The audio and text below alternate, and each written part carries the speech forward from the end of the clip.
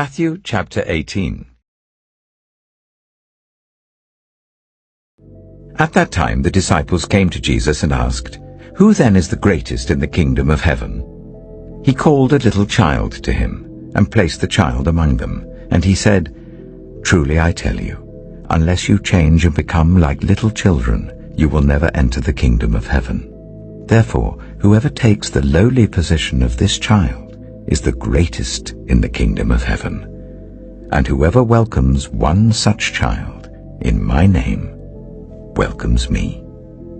If anyone causes one of these little ones, those who believe in me, to stumble, it would be better for them to have a large millstone hung round their neck and to be drowned in the depths of the sea.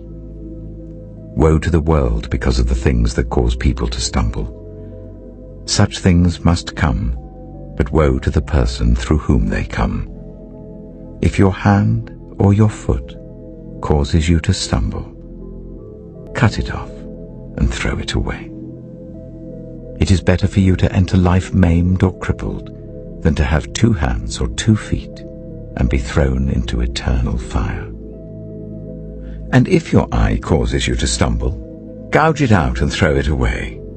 It is better for you to enter life with 1 eye than to have 2 eyes and be thrown into the fire of hell. See that you do not despise one of these little ones, for I tell you that their angels in heaven always see the face of my Father in heaven. What do you think? If a man owns 100 sheep and one of them wanders away, will he not leave the 99 on the hills and go to look for the one that wandered off? And if he finds it, truly I tell you, he is happier about that one sheep than about the 99 that did not wander off. In the same way your Father in heaven is not willing that any of these little ones should perish. If your brother or sister sins, go and point out their fault, just between the 2 of you. If they listen to you, you have won them over. But if they will not listen, take 1 or 2 others along, so that every matter may be established by the testimony of 2 or 3 witnesses.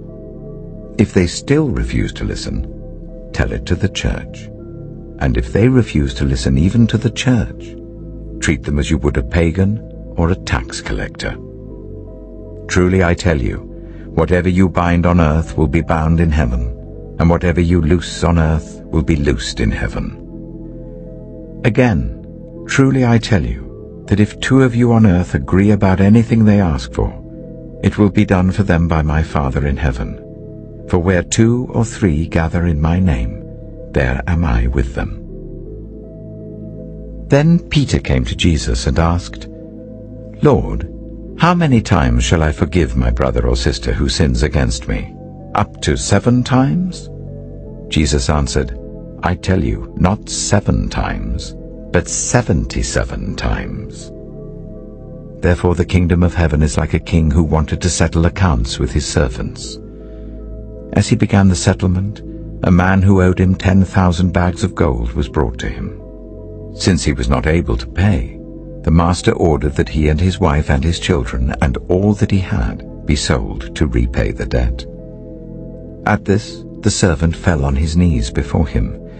"Be patient with me," he begged, "and I will pay back everything." The servant's master took pity on him, cancelled the debt, and let him go. But when that servant went out, he found one of his fellow servants who owed him 100 silver coins. He grabbed him and began to choke him. "Pay back what you owe me," he demanded. His fellow servant fell to his knees and begged him, "Be patient with me, and I will pay it back." But he refused.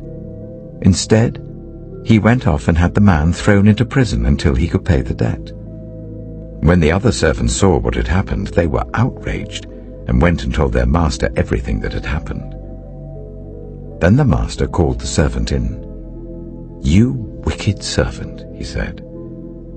"I cancelled all that debt of yours because you begged me to. Shouldn't you have had mercy on your fellow servant just as I had on you?"